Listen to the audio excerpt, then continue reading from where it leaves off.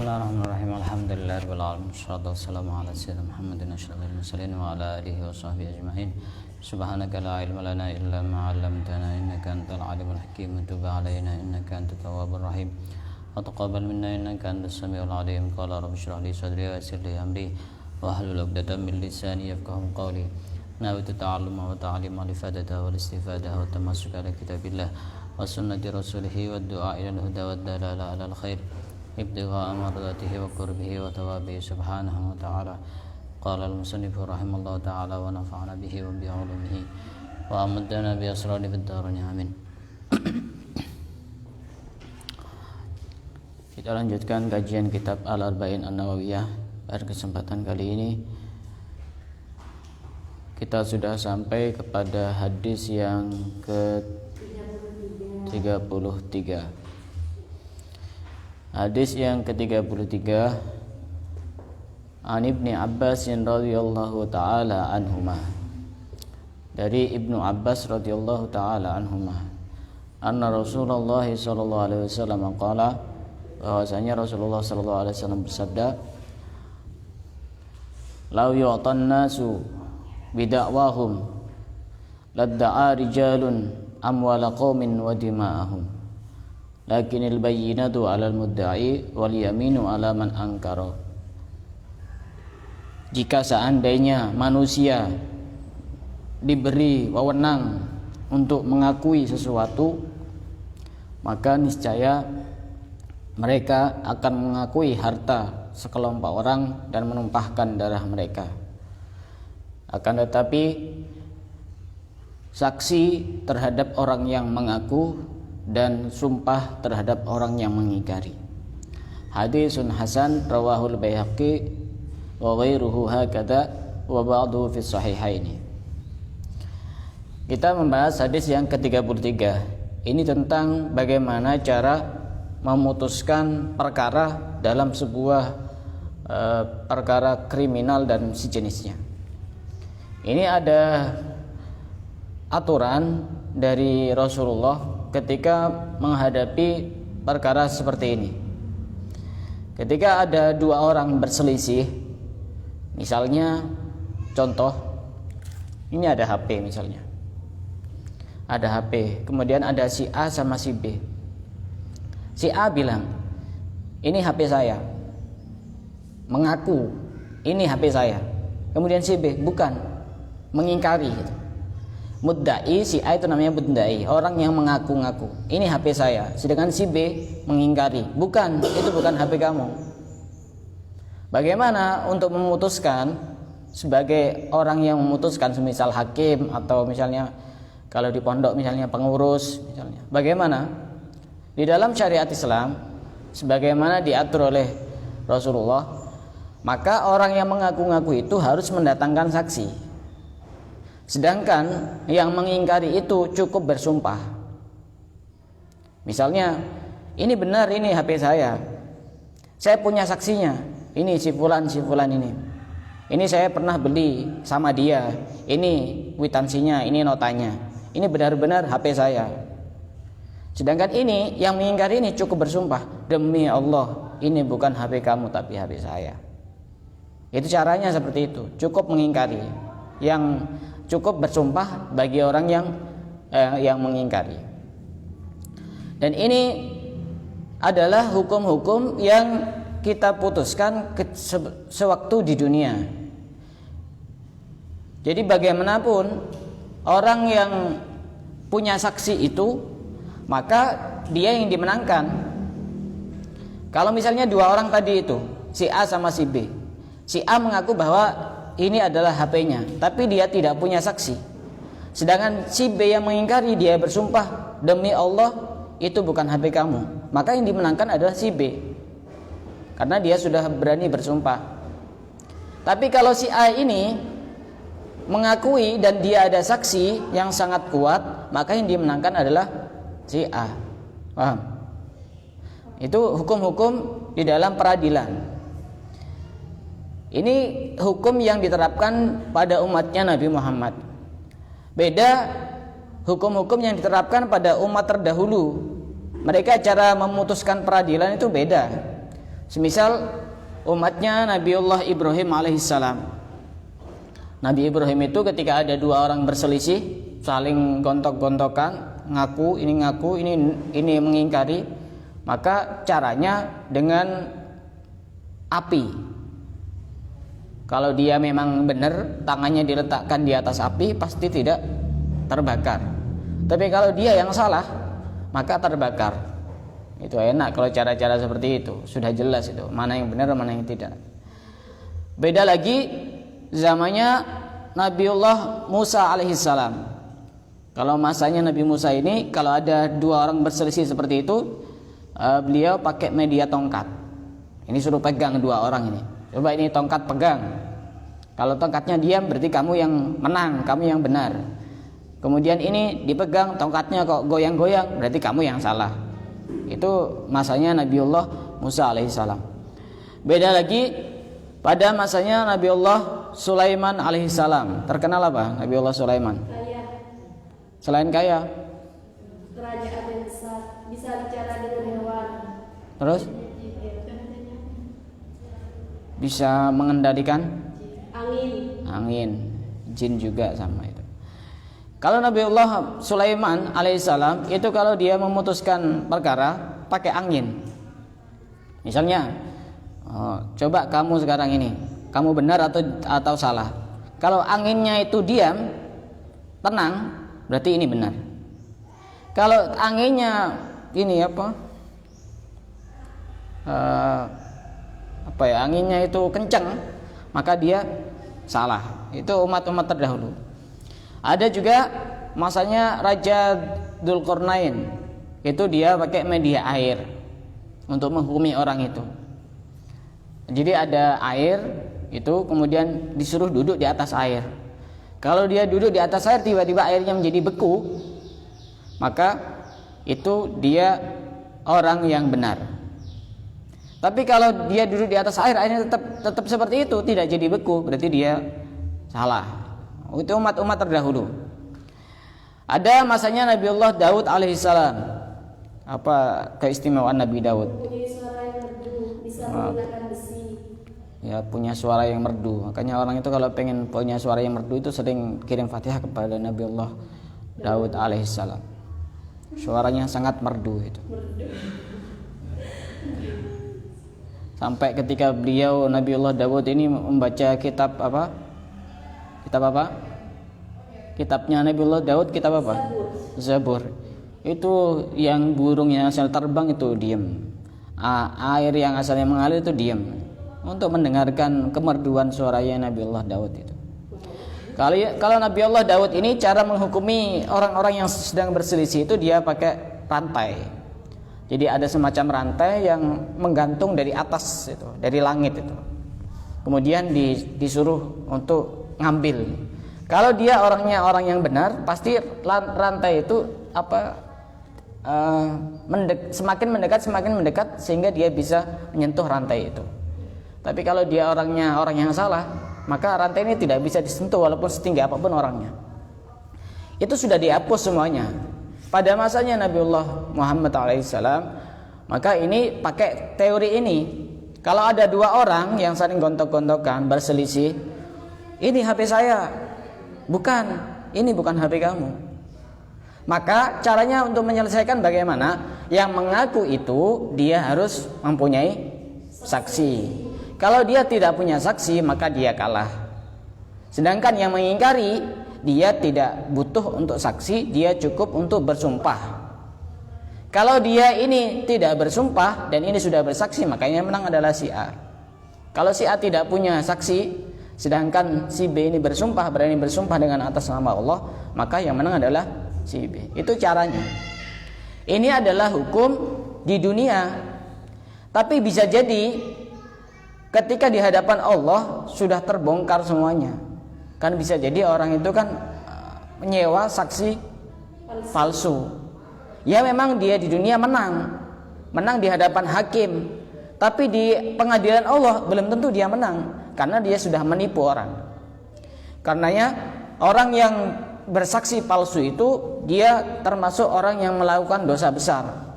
Dikatakan oleh Al-Imam Adz-Dzahabi bahwasanya orang yang melakukan yang bersaksi palsu itu dikatakan melakukan dosa besar. Karena apa?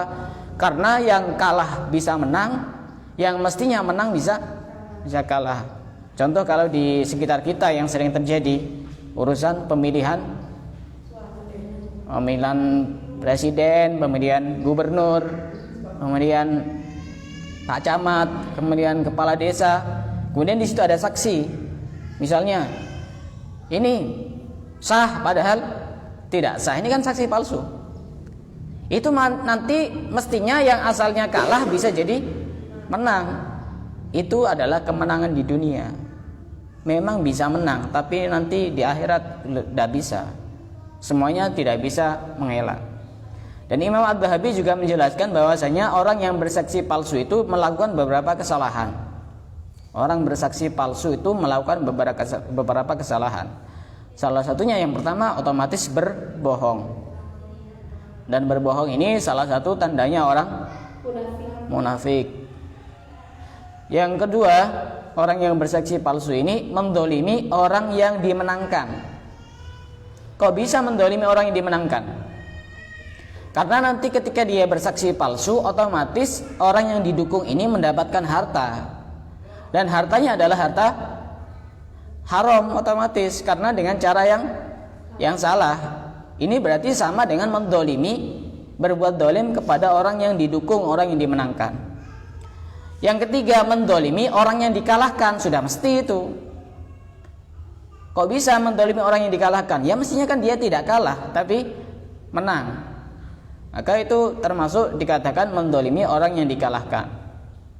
Dan yang keempat, menghalalkan perkara yang haram otomatis itu. Karena bersaksi palsu itu hukumnya haram, tapi dia melakukan seakan-akan menghalalkan perkara yang haram. Dan saksi palsu ini, orang yang bersaksi palsu ini resikonya sangat besar sekali. Kita jangan gampang-gampang bersaksi palsu, apalagi sampai bersumpah dengan nama Allah untuk hal-hal yang sepele. Jangan sedikit-sedikit demi Allah, resikonya besar. Disebutkan dalam sebuah hadis, manik tata'a haqqam di'in muslimin biyaminihi faqad aujaballahu lahun nar. Barang siapa yang memutus hak seorang muslim dengan sumpahnya, artinya dengan sumpah palsunya, merampas hak-hak seorang muslim dengan sumpah palsunya, maka dia wajib dimasukkan ke dalam neraka. Wa harrama alaihil jannah, dan diharamkan untuk masuk surga. Kemudian ada salah seorang sahabat yang bertanya, "Ya Rasulullah, in kana syai'an yasiran?" Wahai Rasulullah, apakah walaupun itu sesuatu yang sangat remeh sekali, walaupun sesuatu yang sangat sedikit? Rasulullah menjawab, "Wa in kana qadiban." Walaupun itu satu lidi dari sapu atau barang yang sangat kecil. Misalnya berebut, ini lidi. Oh, ini lidi saya, demi Allah ini lidi saya. Ini kalau dia memang benar-benar bersumpah palsu, maka itu resikonya dia akan dimasukkan ke dalam neraka. Kita jangan gampang-gampang. Kadang saya lihat itu untuk urusan-urusan yang sepele itu demi Allah. Tidak usah bawa-bawa nama Allah untuk membela kebohongan dan kedustaan. Ya sudah, tidak usah sampai demi Allah. Ya cukup ini milik saya itu. Kalaupun memang berbohong, dosanya tidak besar-besar amat itu. Tidak usah pakai demi Allah. Dalam sebuah hadis yang lain disebutkan bahwasanya la tazulu qadaman syahidaz zuri zaumal qiyamah hatta tajiba lahun nar. Telapak kaki orang yang bersaksi palsu itu pada hari kiamat dia akan terpeleset sampai dia masuk ke dalam api neraka. Ketika orang melewati sirat, itu jembatan, orang yang pekerjaannya menjadi orang yang suka saksi palsu, bersumpah dengan sumpah palsu juga, maka dia terpeleset sehingga masuk ke dalam neraka. Dalam sebuah hadis sahih yang lain disebutkan, ala unabbiukum bi akbaril kabair. Kata Rasulullah, maukah aku beri kabar kepada kalian tentang dosa yang paling besar di antara dosa-dosa besar. Dosa besar, tapi ada yang menjadi inti dari dosa besar itu. Sampai diulang 3 kali oleh Rasulullah. Kemudian para sahabat menjawab, bala ya Rasulullah. Iya wahai Rasulullah. Apa itu dosa-dosa besar? Induknya dosa-dosa besar ada 3. Pertama, al-isyraku billah, otomatis menempati urutan pertama. Syirik kepada Allah. Kemudian wa uququl walidain, durhaka kepada kedua orang tua, menyakiti hati kedua orang tua. Kemudian yang ketiga, sumpah palsu. Ala wa qauluz zur wa syahadatuz zur, ucapan palsu atau sumpah-sumpah palsu. Sampai diulang-ulang terus oleh Rasulullah. Sampai Rasulullah tidak diam, diulang-ulang terus. Saking begitu pentingnya untuk menjauhi tentang saksi palsu itu. Dan ini juga, saksi palsu ini otomatis tidak lepas dari suap dan menyuap. Kita mendatangkan saksi palsu kan otomatis dibayar. Ya. Bagaimana hukumnya menyuap orang itu? Dalam sebuah hadis disebutkan, la'anallahu ar-rashi wal murtashi wal mashi bainahuma.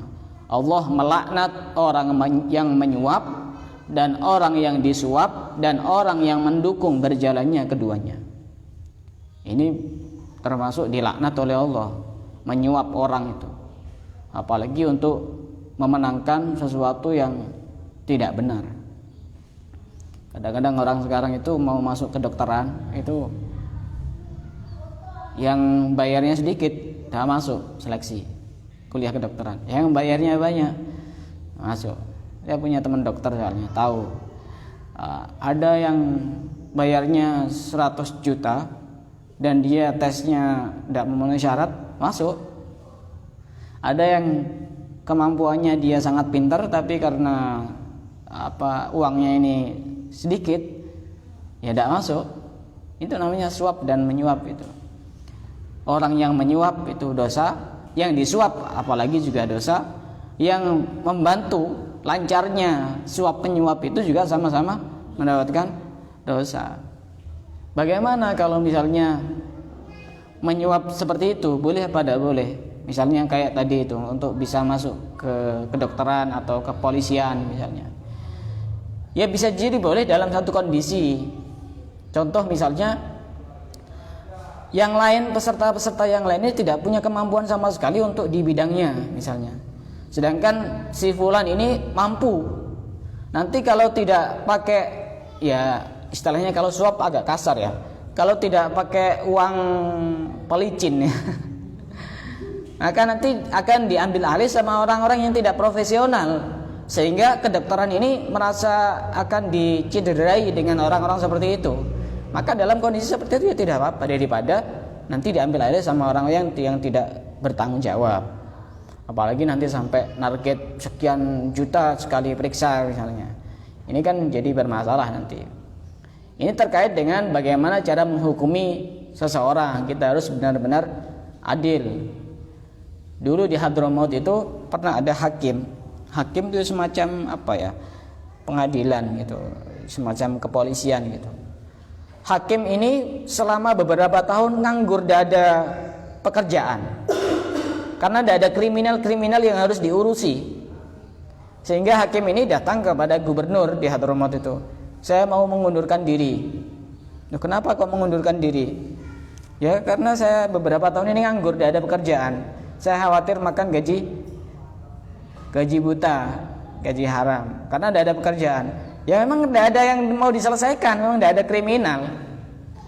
Akhirnya tidak diperbolehkan sama gubernur itu. Sehingga suatu hari ada permasalahan. Ada 2 orang datang ke rumahnya hakim itu. Hakimnya bilang, alhamdulillah, akhirnya saya punya pekerjaan. Apa itu yang diributkan? Ternyata ini sebenarnya bukan sesuatu yang pantas untuk diributkan. Jadi ada 2 orang, anggap si A sama si B. Si A ini membeli tanah kepada si B. Setelah membeli tanah dan sudah dilunasi itu, sudah dibayar, ternyata di dalam tanah itu ada harta karunnya. Kemudian si A ini mau mengembalikan kepada si B, tapi si B ini tidak mau. Dibawa ke hakim. Ini kan mestinya permasalahan yang tidak perlu untuk diributkan ini. Mau tidak mau ya sudah, ambil aja gitu loh. dibawa ke hakim gitu. Si B bilang, tadi kita akadnya itu beli tanah, ya sudah kalau di situ ada harta karunnya ya sudah kamu ambil saja. Ya enggak, saya tadi itu kan belinya memang beli tanah toh, ini kok ada harta karunnya, ini hak kamu ini. Enggak, sama-sama tidak mau. Akhirnya hakimnya ini untuk menengah-nengahi dua orang itu gampang. Begini saja, kamu si A punya anak apa enggak? Punya. Si B kamu punya anak apa enggak? Punya. Anak kamu laki apa perempuan? Laki. Anak kamu laki apa perempuan? Perempuan. Gini aja, daripada ribut-ribut, ini kedua anak ini kamu nikahkan. Nanti harta karunnya ini dibuat biaya acara pernikahan, biar sama-sama enaknya gitu. Ini kan berebutan untuk tidak mau ini. Ini kan mestinya tidak perlu untuk dibawa ke pengadilan ini mestinya. Ini berebut untuk tidak mau menerima harta karun. Beda dengan orang sekarang. Kalau seandainya misalnya saya beli apa gitu, misalnya beli HP, tiba-tiba di dalam HP-nya ada uang ATM misalnya isinya 1 miliar, ya diem saja, tidak usah ngomong-ngomong gitu. Ini dibawa ke hakim sehingga langsung diputuskan seperti itu. Jadi dulu itu di Hadramaut itu sangat luar biasa. Bahkan yang sholat di Masjid Jami di Tahrim itu 3 shaf pertama itu semuanya mufti. Mufti itu orang yang ketika ditanya hukum-hukum Islam itu menjawab seketika, kemudian menjelaskan ini ada di kitab ini, langsung disebutkan itu dalil-dalilnya, keterangannya seperti ini. Itu sudah mufti-mufti itu banyak itu. 3 shaf pertama itu mufti. Dan bahkan sampai sekarang itu pun orang-orang biasa di Tahrim itu banyak yang ngerti tentang hukum. Ahli fikih yang jualan di pasar itu. Karenanya di sana itu terkenal bahwa jalan-jalan di Tahrim itu adalah syaikhuman la syaikholah, guru dari orang yang tidak punya guru. Karena di jalan tuh kita mau tanya apa-apa itu orang-orang biasa bisa menjawab. Tidak harus tanya kepada Habib si fulan yang terkenal itu, tidak perlu tanya kepada ustadz ini, tidak perlu tanya kepada syekh ini. Orang-orang biasa itu banyak yang tahu. Bahkan di sana itu semisal kayak macam-macam duduk di dalam sholat semuanya dipraktekkan. Yang pernah saya contohkan itu ada duduk yang namanya ik'a, ada duduk itu namanya tarabbu, ada duduk iftirash, ada duduk apa lagi itu tawarruk. Itu semuanya dicontohkan dan mereka tidak canggung gitu, karena memang itu ada aturannya. Di Indonesia coba duduk yang kayak menjinjit itu, dikira nanti aliran sesat, padahal itu ada aturannya di dalam fikih itu. Nah, ini terkait dengan hadis yang ke-33, bahwasanya ketika ada 2 orang berselisih, satunya mengaku ini HP saya, satunya mengingkari tidak, maka bagaimana sikap hakim? Yang mengakui dia harus mendatangkan saksi, sedangkan yang mengingkari dia harus bersumpah. Walaupun nanti kenyataannya memang mungkin seandainya dia punya saksi, tapi ternyata yang benar adalah yang mengingkari ini, itu urusan lain. Yang penting dia sudah menghukumi dengan hukum Allah, si hakim itu. Urusan nanti peradilan di akhirat itu urusannya Allah itu. Biar yang menang ya pasti menang, yang kalah sudah pasti kalah. Dijelaskan di sini ada satu cerita bahwasanya ada seorang laki-laki yang masuk ke satu tempat yang sudah tidak ada penghuninya. Kemudian di situ ada orang yang terbunuh. Orang yang terbunuh, dan di situ ada satu orang yang juga di situ dan dicurigai dia sebagai pembunuhnya. Kemudian akhirnya dibawa ke pengadilan. Sebelum dibawa ke pengadilan, laki-laki ini yang ada di situ izin untuk sholat 2 rakaat. Saya mau sholat 2 rakaat, minta petunjuk kepada Allah. Karena memang tidak ada saksi. Karena memang tidak ada saksi dan dia dicurigai. Bedanya orang-orang dulu sama orang sekarang itu. Orang dulu itu walaupun mau mencuri itu dia masih sholat dulu. Orang-orang dulu itu, orang-orang zaman dulu itu. Ya sholatnya walaupun ada modus yang terselubung, nanti setelah sholat dia berdoa kepada Allah, ya Allah semoga saya mau mencuri ini dilancarkan. Tidak ada yang mengetahui, itu masih sholat orang-orang dulu itu mau mencuri itu. Ini orang yang dicurigai tapi belum tentu benarnya. Hanya dia sholat minta petunjuk kepada Allah agar ada saksi yang mendukung. Setelah dia sholat dan dibawa ke pengadilan, dan sebelum diputuskan oleh hakim, ternyata ada satu orang yang tiba-tiba muncul dan dia mengaku anal qatil, aku adalah pembunuhnya. Aku adalah pembunuhnya. Sehingga kemudian orang-orang berkata kepada dia, apa yang mendorongmu untuk mengakui pembunuhan itu? Dia menjawab, ada suara yang membisikiku bahwasanya orang ini yang dicurigai membunuh ini sudah minta kepada Allah agar diberikan saksi, sedangkan dia tidak punya saksi. Padahal sebenarnya yang bunuh adalah saya, sehingga saya pun mengakui kesalahan saya daripada nanti saya dipermalukan oleh Allah di hadapan umum, di hadapan banyak orang. Itu tentang bahwasanya orang yang ini harus butuh saksi. Sebagai penutup, ada satu cerita yang lain. Dulu ada 3 hakim pada masanya Bani Israel. Kemudian Allah mengutus malaikat yang menjelma jadi manusia. Malaikat itu kalau menjelma pasti jadi laki-laki. Jadi kalau ada orang ngaku jadi malaikat tapi dia perempuan, itu enggak ada. Kayak di itu Bandung apa mana itu, ngaku dia jadi malaikat Jibril tapi dia perempuan, pas dipenjara sama polisi. Masa ada malaikat di penjara? Sampai sekarang masih hidup itu orangnya itu. Di Bandung apa namanya, Jawa Barat pokoknya, namanya Lia Eden, punya kerajaan di rumahnya. Ngaku jadi malaikat Jibril. Malaikat itu ya laki-laki, tidak ada perempuan, itu tidak ada. Jadi Allah mengutus malaikat untuk menguji 3 hakim ini. Jadi ada seorang laki-laki ini, dia naik kuda, kemudian sambil ngasih minum kepada sapi, dan di belakangnya ada unta, diikuti oleh unta di belakangnya itu, diikuti oleh unta. Kemudian ada satu laki-laki yang lain yang mengaku bahwa ini adalah unta saya, bukan ini unta saya. Akhirnya qadhi ini menghukumi 2 orang yang sedang berselisih ini. Qadhi yang pertama disogok sama laki-laki ini, dikasih uang. Sudah, kamu sekarang kasih keputusan bahwasanya unta ini adalah milik saya karena tadi ngikut saya. Nah, kemudian yang qadhi yang berikutnya juga sama. Ini tadi ngikut saya kan naik kuda tadi, ngikut saya, ini unta saya.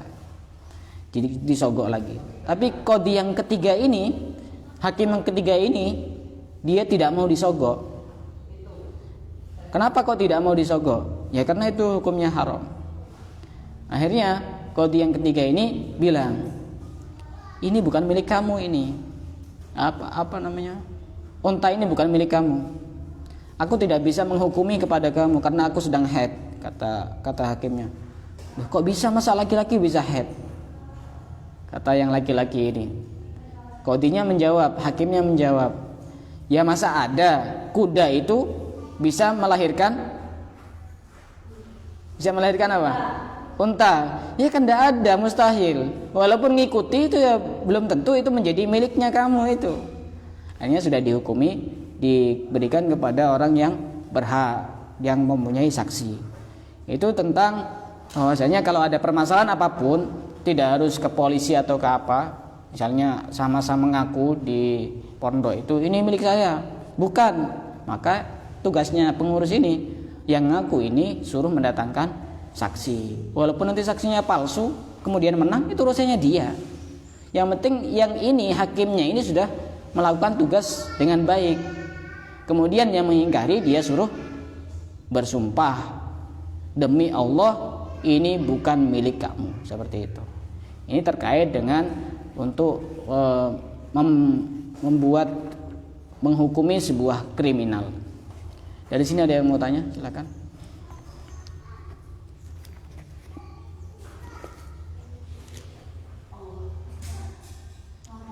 Iya, silakan.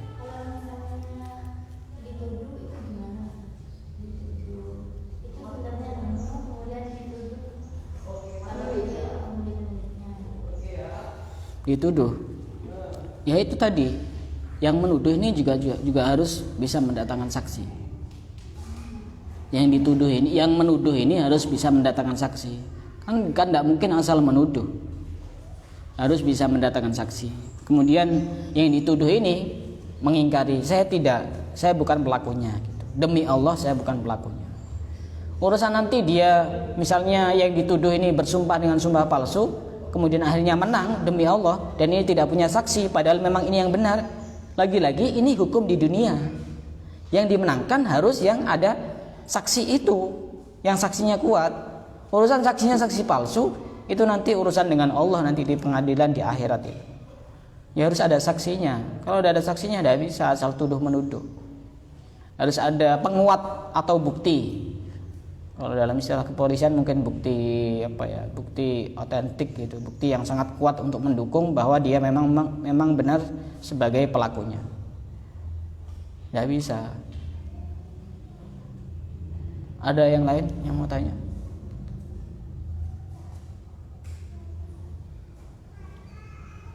Nggak ada? Ya kalau udah ada kita cukupkan sampai di sini. Kayaknya ada PR kemarin ya. Ya, siapa pengarangnya kitab Jurumiyah? Hah? Udah dicari ya. Siapa pengarangnya kitab Jurumiyah? Nggak ada yang tahu. Nah, ini PR ini. Padahal ini kitab yang kecil. Nggak kira saya sebutkan pengarangnya siapa. Biar apa? Biar nanti ini cekat di sini nih. Cari sendiri. Kan tinggal ambil kitabnya, di situ kan sudah ada pengarangnya itu. Itu cari itu nanti. Kita cukupkan sampai di sini. Wallahu a'lam bishawab.